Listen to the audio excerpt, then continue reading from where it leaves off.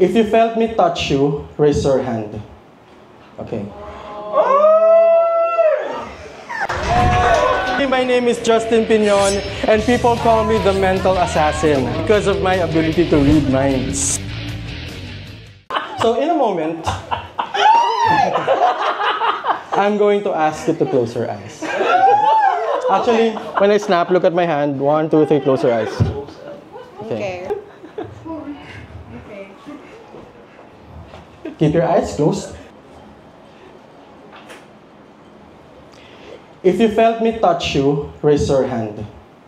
Okay.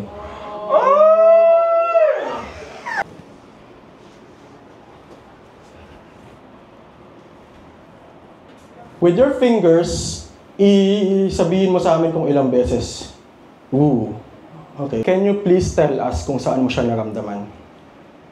My back. Okay, thank you very much. Can you open my eyes? Yes. I was never near her. I was never near you. Lumapit ba ako sa kanya? Sino yung tinatouch ko? Si Mike. Alam mo kung ano yung na-witness ninyo? What you witnessed this evening